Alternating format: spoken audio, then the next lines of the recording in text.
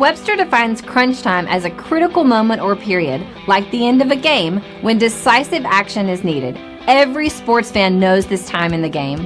Your palms sweat just a little more, your heart races just a little bit faster, and you live and die with every play until the final seconds tick off the clock and you're either celebrating a victory or disappointed by the defeat.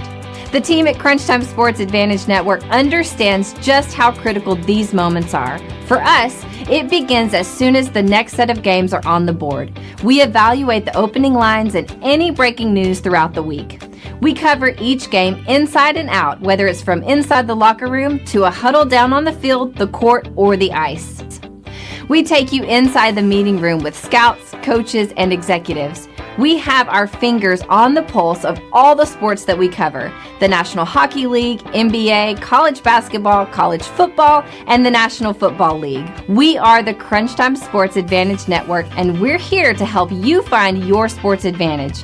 After all the data has been crunched, we then turn it over to Kenneth for the best analysis around. His unique perspective in both understanding the data and how it applies to the game and how you win is the Crunch Time Sports Advantage. Are you ready? The Crunch Time Jet is fueled and ready for takeoff, and the Crunch Time Express is about to leave the station. Your VIP pass has been approved, so all aboard.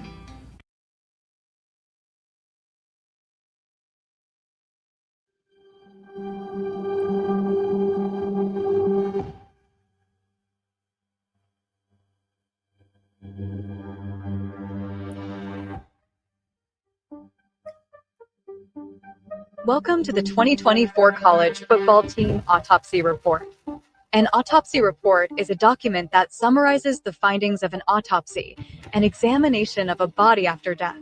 It includes details of the examination, tests, and observations performed, as well as the cause and manner of death.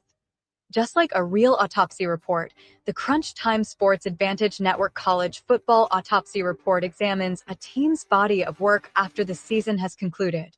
This report includes a review of the team's season win total and whether they met expectations, key offensive, defensive, and special teams metrics that shaped the season, a deep dive into coaching decisions, including situational play and fourth down aggressiveness, a final season grade, evaluating execution, performance in key moments, and consistency, the final verdict, analyzing what went right, what went wrong, and what must be fixed for 2025.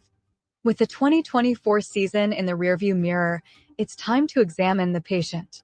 To present the findings, we have called in our Chief Medical Examiner and Senior Analyst, Kenneth. And welcome back into the Crunch Time Sports Advantage Network. This is the Team Autopsy Report for the 2024 Northwestern Wildcats. And folks, really interested to see what the data shows on this team, and I got you for the next 26 minutes, so let's not waste any time. For all of you that are joining us on our YouTube or our Twitter feed at Crunch Time VIP, thank you so much. And if you're listening on your favorite podcast platform, thank you for joining us as well. Have no fear. Anything that I reference on the screen for those viewers, I got you covered right here. Let's start right there with the head coach, David Braum. In his second full season as the head coach there of the Wildcats, we saw a major step back in year number 2. First year, he goes 8-5. Last season, 4-8. So let's see if we can't dive into the numbers here and see if we can highlight whether it was the offense, defense, special teams, or coaching that let this team down last year. And speaking of letting people down last year, that season betting win total back in June, 5.5. If you took the over, they did not get you home with the winning ticket. So the under absolutely was the play there for this team last year. As far as our composite win total, this is how we evaluate teams in season. 3 very unique but highly predictive data points that speak to what a team's win-loss record should be at the end of the year. Folks, we had the Wildcats at a 4.0, so exactly right on the money there with the with this team last year. Now, we dive a little bit deeper into the numbers here. And based on what we saw, we want to talk about the strength of schedule and the strength of record. Now, for your strength of schedule, when you play in a big time conference like this, you only control about 20 to 25% of your schedule, your non-conference. Your in-conference schedule is a complete luck of the draw. You may draw more teams in the middle, in the bottom of the league, or you could draw a lot of the teams at the top of the league. So really don't know year in and year out until we start to play the games to see how those teams are going to fall. As far as your strength of record, I want you to think of it the way we kind of try to talk it out is how good were your opponents from a win-loss standpoint. So think about it, your opponent's win-loss percentage there.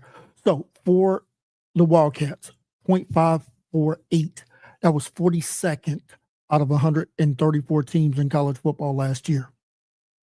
Now, when we look at their strength of record, it tells a different story. 0.591. It was 27th as far as the strength of record. So what's that telling me right off the bat? Northwestern's opponents last year, record is going to look a lot better than where we had them power ranked. And if we go ahead and flip it over, we'll talk about that schedule right now.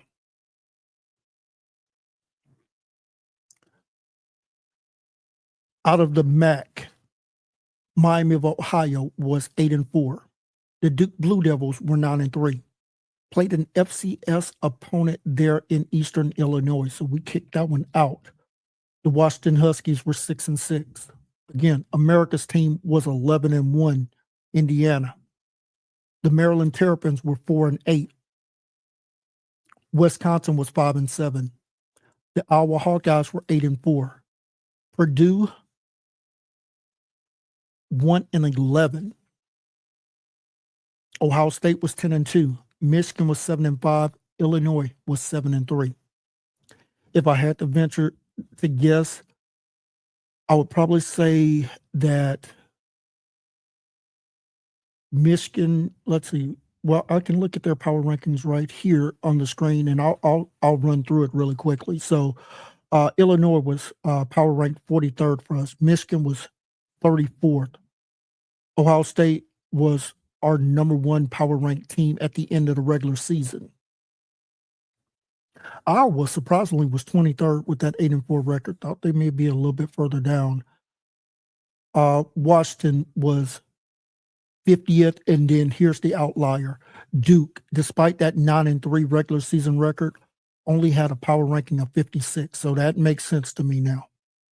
Okay, now we want to know how good were the defenses that Northwestern's offense had to go up against last season. We use a baseline number of 68 because that's how many Power 4 teams we had in college football last year. And let's just start with Miami of Ohio, 42nd. Duke, 45th power ranked defense for us last year. Washington was 43rd. Indiana was 27th. Wisconsin was 36th. Iowa was 22nd. Ohio State, number one power ranked defense for us last year. Michigan, top 25 coming in at number 21. And then the Fighting Illini was 54th. You're talking about an average composite ranking of 44. You're talking about a team that's probably hovering around that 6-6, maybe even 7-5 mark there. Just looking at how good that defense would have been on a week in and week out basis there. Kind of give you a thought there about how good the opponents were that Northwestern offense had to go up against week in and week out last year. Now I'm going to give you 3 data points for the offense. I'm going to give you the NCAA average in that category. I'm going to give you Northwestern's raw accounting number there in that category. Then I'm going to give you what our adjusted number was for them in that category. Points per game last year, average offense, 28 points per game. Northwestern, 17.8 points per game. When we adjust for opponent, we do see a little bit of a tick up there to 20.4, but still a full touchdown behind the average team last year. And that's when we adjust for opponent there. So a lot of work to do on the offensive side of the ball. Passing yards per game. Average team, 227 yards per game passing. Northwestern, 186 yards per game. Now, when we adjust for opponent, that does go up to 217. Still below the average team last year, but we do see an improvement of 31 yards per game passing. The run game. Average team last year, 160 yards per game rushing.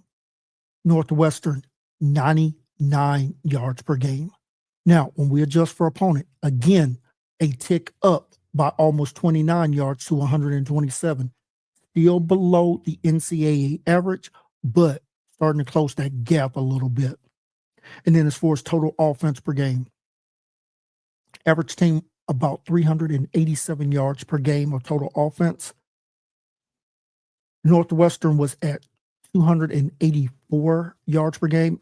Now, when we add up the adjusted yardage for Northwestern, 345 yards per game. Again, still well below the NCAA average, but it does look a lot better than what their accounting stats show. Now, let's dive into some of the advanced metrics here. Average team adjusted drives ending with a score, either a touchdown or a field goal, was 40%. Northwestern was at 38%.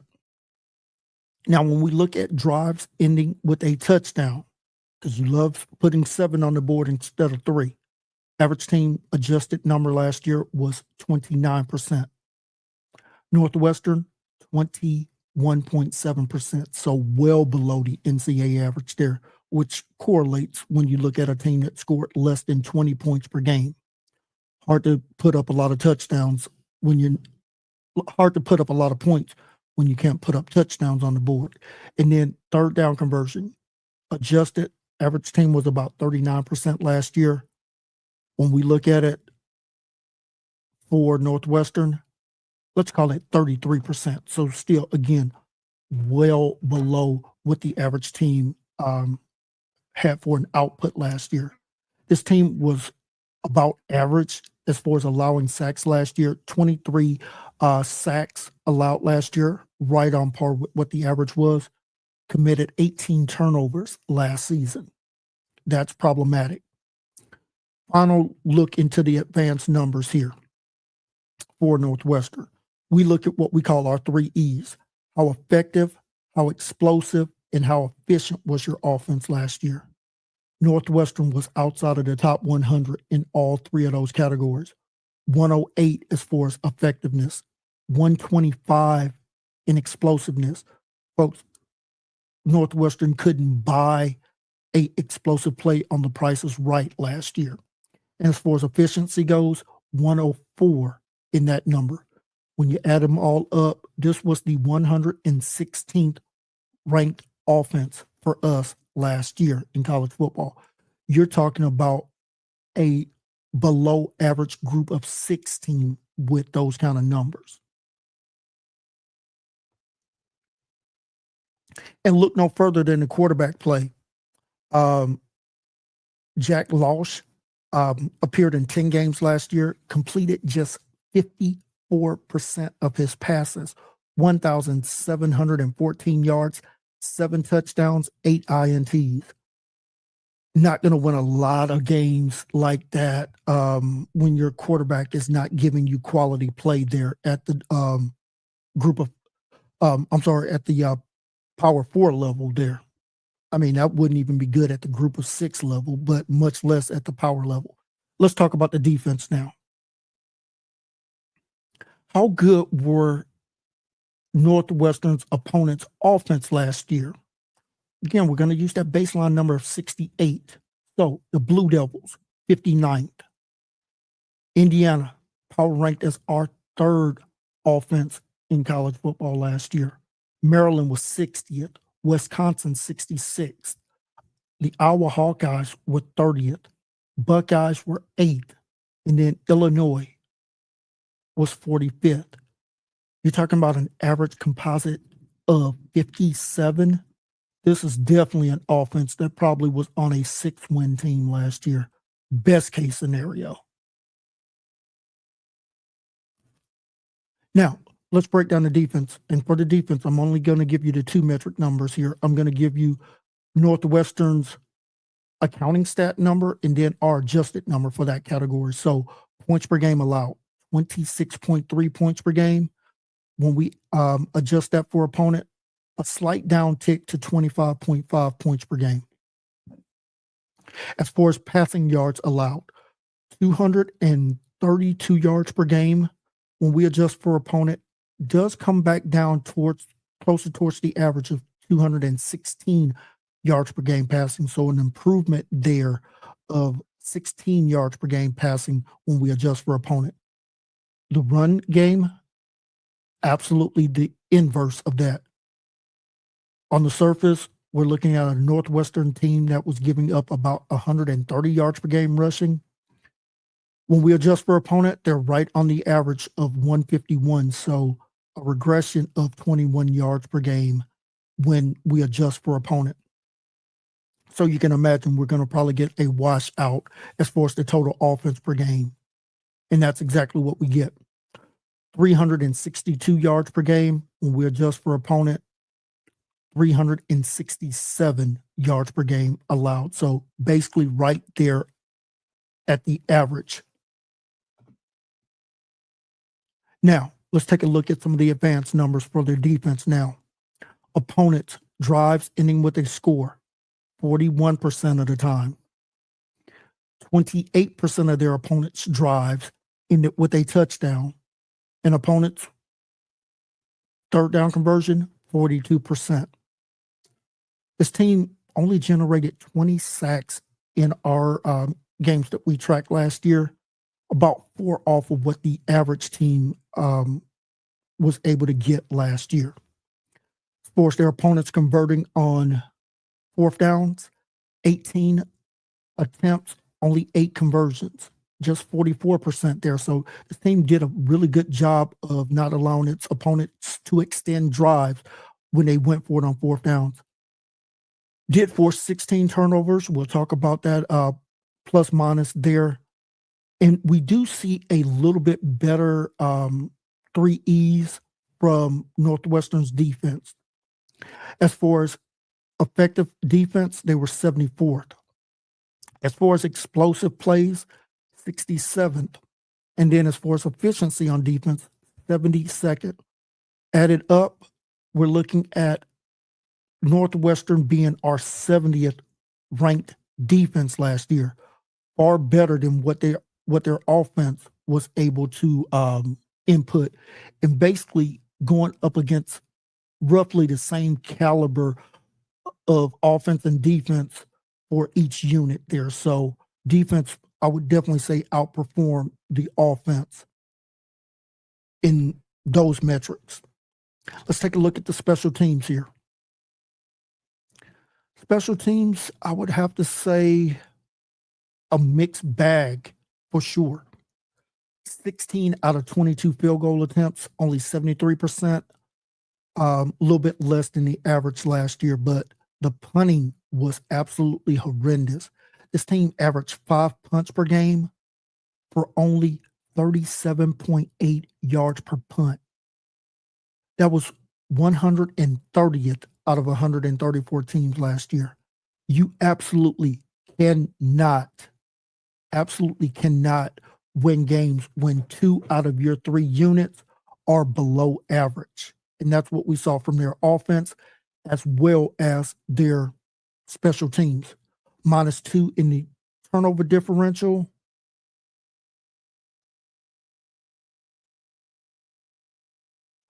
That was 87th in the country last year. Now, this team did a really good job of not committing penalties. Just 4.6 penalties per game for 38 yards, both below the average for a team last year. Now, let's take a look at head coach David Brom last year. In one-score games, 2 wins, 1 loss. So good job there. But now here comes the inverse. Against quality opponents, 0 wins, 7 losses. And as far as how aggressive would this coach be going for it on fourth downs, 8.8%. That ranks 126th out of 144 qualifying head coaches last season, which makes sense when you look at their conversion rate. 16 attempts, only 8 conversions, 50% there going for it on fourth down. So I can see why this coach was not super aggressive going for it on fourth down. Before I get to the offense and defensive splits and the final grade for this team, I want to take a look and see if there were any standout playmakers either at the running back position or the wide receiver position. And when you look at their leading rusher last year was Cam Porter in 11 games, just 126 attempts, 501 yards, 4 yards per rushing attempt, 6 rushing touchdowns. This young man averaged 46 yards per game rushing. Have to get better production there out of your number one running back. Same can be said for their receiving options. A.J. Henning, 59 receptions, played in 12 games, 603 yards, 10.2 yards per reception, 4 touchdowns, 50.3 yards per game receiving there. And that's just not going to move the needle. So you don't have an explosive running back. You don't have explosive wide receivers, and your quarterback is turnover prone. That is a recipe for a team to not have a lot of success in the regular season. All right, let's take a look at the splits here and how this team looked when they won versus how they looked when they lost. Now, as you can expect, we're going to see some very wide range of production numbers here. In those 4 victories, averaging almost 27 points per game, 233 yards passing on 30 attempts, 7.8 yards per attempt, 12.6 yards per completion. The run game, 139 yards per game rushing on 33 attempts, 4.3 yards per rushing attempt there. So solid, not fantastic. As far as their third down conversions, in their 4 victories, 44% on third downs, converted both of their fourth down attempts there, and only committed 3 turnovers. However, in their 8 losses, you're looking at an offense that scored less than 14 points per game, passing 163 yards per game, passing on 34 attempts. So the attempts go up and the yardage comes way down. A 70-yard differential there. 4.8 yards per attempt. That's telling me you're not pushing the ball down the field. And then when I combine that with a 9.6 yards per completion, your wide receivers, running backs, tight ends are not making any plays after they make the catch. That is subpar at that number. And as far as their rushing attack in those losses, 78 yards per game on 28 attempts. So you're looking at 4 fewer attempts and 60 fewer yards there. This offense absolutely struggled horribly when they lost. Third down conversions, as you expect, only 29% on third downs, 43% on fourth downs. Did attempt 14 fourth down attempts in those 8 losses, and also committed 15 of their 18 turnovers. Let's take a look at the defensive splits here, and I think we're going to see some of the same wild differences in the games that they won versus the games that they lost. In their 4 victories, this defense was allowing just 11 points per game, 245 yards per game, passing on 40 attempts by their opponents, 6.1 yards per attempt, 10.7 yards per completion. Fantastic job there. And of course, you can expect some wild swings here in one category. This is the one. Their opponents in those 4 wins, 25 attempts, just 47 yards per game rushing, 1.9 yards per rushing attempt. Their opponents on third downs were at a 40% clip and only 29% on fourth downs. They did force 7 turnovers in those 4 victories. In the 8 defeats, 34 points per game allowed, 225 yards per game passing, with just now on 29 attempts. So almost 12 fewer attempts, but just 20 fewer yards passing. And this is where we start to see the outliers coming in now. 7.8 yards per attempt, 11.8 yards per completion. But they were absolutely getting carved up on the ground. Remember when I said the passing attempts were fewer? Because they went to the run game. 36 rushing attempts in those 8 losses for now 172 yards per game passing. So 11 more rushing attempts, 125 more yards per game rushing there. 4.7 yards per rushing attempt. Their opponents in those 8 losses, 42% on third downs, 55% on fourth downs. Forced 9 turnovers in those 8 losses. So a little over 1 per game there. So what went wrong for Northwestern in 2024? The offensive production was abysmal. Ranked 116th in total offense and struggled to move the ball. Could not compete against the top teams. 0-7 against quality opponents. Lack of aggressiveness in key moments.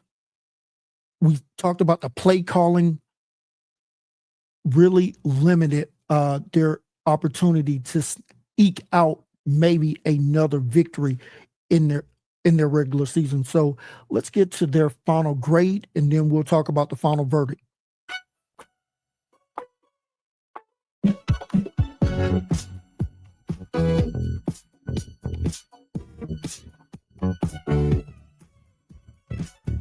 The Northwestern Wildcats will get a grade of a D+.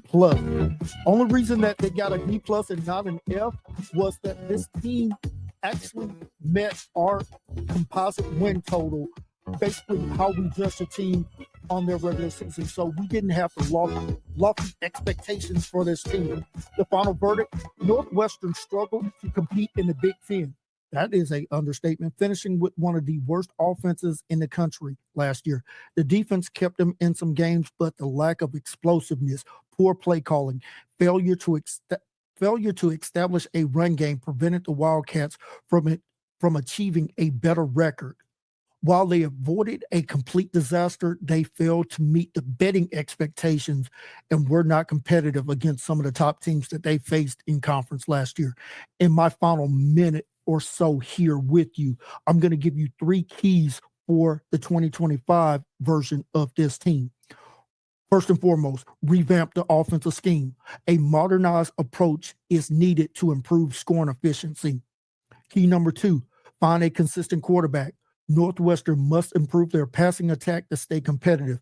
We talked about how poor the quarterbacks played in this system last year. 3 different quarterbacks, all 3 of them struggled extremely poorly. And then finally, it's okay to be a little bit more aggressive on fourth downs. That lack of aggressiveness cost them some opportunities last year. If Northwestern can focus and improve in these areas, this team can become more competitive and possibly contend for making a bowl game there in 2025.